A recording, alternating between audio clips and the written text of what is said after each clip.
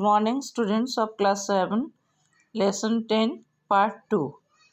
Breathing in other animals. Last day upon breathing of human beings के बारे में पढ़े थे. आज अपना लेसन है, आज अपना टॉपिक्स है breathing in other animals. Animals such as elephant, lion, cows, goats, frogs, lizards, snakes, birds have lungs in their chest cavities like the human beings. Animals जैसे कि एलिफेंट, लायन, काव, गोट, लिजर्ड, स्नेक्स, बर्ड्स, ये सभी के lungs होते हैं. Chest cavity के अंदर लंग्स होता है जो ह्यूमन बीइंग्स की तरह ही है. Next, cockroach. A cockroach has small openings on the side of its body. Other insects also have similar openings. These openings are called spiracles. एक कॉकरोच के बॉडी के साइड में, on the side of its body के side में छोटे से pores, छोटे से ओपनिंग्स होता है, छोटे से छेद होता है. Other insects also have similar openings. कोई भी इंसेक्ट्स, उन सब में ऐसे ही साइड में एक स्मॉल ओपनिंग्स होता है. शरीर के किनारे पर छोटे ओपनिंग्स होता है, उसे स्पिरकल कहा जाता है. Insects have a network of air tubes called tracheae for gas exchange. सभी इंसेक्ट्स के अंदर एक एयर ट्यूब होता है जिसे थ्रेची कहा जाता है.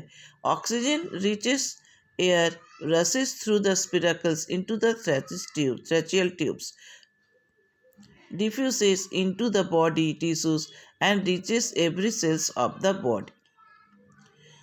जो एयर अपन लेते हैं, जो एयर वो ले रहा है उसके क्या रहता है, ऑक्सीजन. एयर से ऑक्सीजन स्पिरकल्स के थ्रू थ्रेचियल ट्यूब के अंदर पहुंचता है.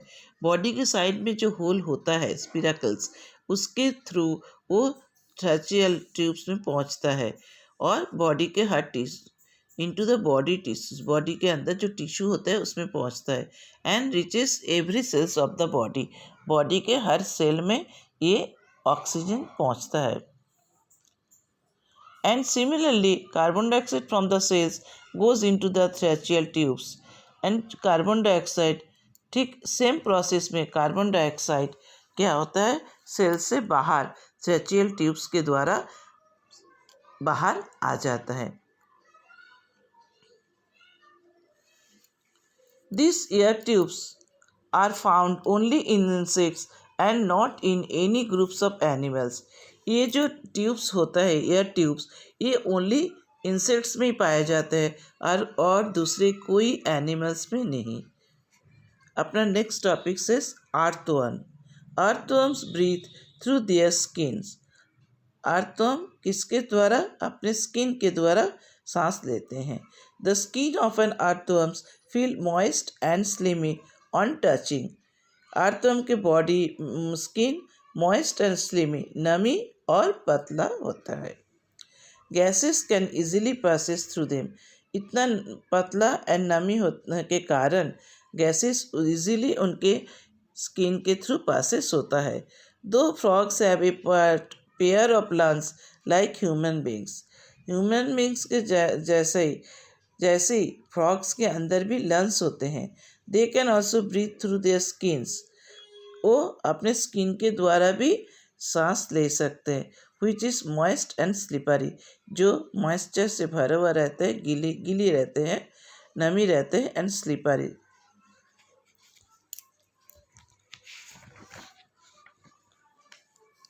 Next topic is breathing under water. You know the fishes lives in water. Fishes कहाँ पर रहते हैं, पानी में. Gills in fish help them to use oxygen dissolve in water. Fish के अंदर गिल्स होते हैं जो ऑक्सीजन को क्या करते हैं, वाटर में जो ऑक्सीजन रहता है, डिजॉल्व, वाटर में जो ऑक्सीजन रहता है उस ऑक्सीजन को वो गिल्स के द्वारा खींच लेता है. Gills are projection of skin. You may wonder how gills are help in breathing. आप सब जानते हो, सोच रहे होंगे गिल्स कैसे ब्रीथिंग में हेल्प करता है। Gills are well supplied with blood vessels. Gills blood vessels के साथ खूब अच्छे से सप्लाई कर सकता है। प्लांट्स ऑल्सो, अब गिल्स के दूध देखिए, आप पिक्चर में दिख रहे गिल्स के थ्रू वह क्या करता है, अपना वाटर में जो डिजॉल्व रहता है ऑक्सीजन उसे ले लेता है। Next is, do plants also respire. अब अपने को तो अपन एनिमल्स के बारे में पढ़े, ह्यूमन बींग्स के बारे में जान गए, इंसेक्ट्स के बारे में भी जान गए। नाउ अपने पास एक क्वेश्चन आ रहा है, डू प्लांट्स ऑल्सो रेस्पायर। क्या प्लांट्स भी सांस लेते हैं? Plants also respire, yes, plants also respire, हाँ, प्लांट्स भी सांस लेते हैं। In the cells, oxygen is used to break down the glucose into carbon dioxide and water in another organism. Plants also take oxygen from the air. Plants क्या करते हैं? Human beings के जैसे एयर से ऑक्सीजन को लेता है and give out carbon dioxide, carbon dioxide को छोड़ देता है।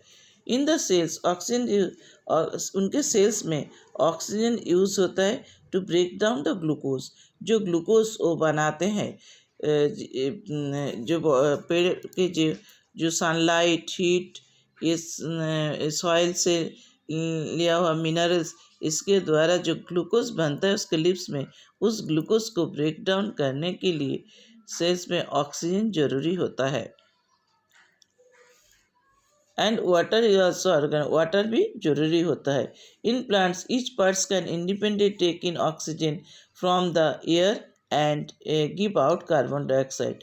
In plants each parts, plants के हर पार्ट्स, एवरी पार्ट्स क्या इंडिपेंडेंटली ऑक्सीजन को एयर से ले सकता है एंड कार्बन डाइऑक्साइड को छोड़ देता है। Every parts, branches, leaves, every parts क्या करता है, एयर से ऑक्सीजन लेता है और कार्बन डाइऑक्साइड को छोड़ देता है। Tiny pores called stomata for exchange of oxygen और कार्बन डाइऑक्साइड। प्लांट्स के अंदर जो लिप्स होता है, the leaves of the plants, plants में लिप्स होते हैं, जो लिप्स में छोटे छोटे पोर्स होते हैं, छोटे छोटे जो अपन खाली आँख में देख नहीं सकते, माइक्रोस्कोप के द्वारा देख सकते हो, छेद होते हैं, छोटे छोटे छेद होते हैं, जिसे स्टोमाटा कहा जाता है। इस स्टोमाटा के थ्रू क्या करता है, ट्रीज ऑक्सीजन को अंदर करता है और कार्बन डाइऑक्साइड छोड़ देता है। Like all other living cells of the plants, the root cells also need oxygen to generate energy. Other parts के तरह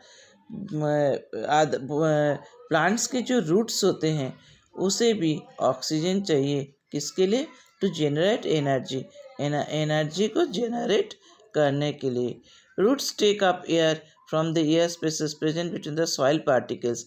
सॉइल में जो सॉइल पार्टिकल्स, मिट्टी में जो ऑक्सीजन मिला रहता है, उस ऑक्सीजन को रूट्स क्या करता है, ले लेता है। तो देखो, तो सब अपने अपने हिसाब से ऑक्सीजन लेता है।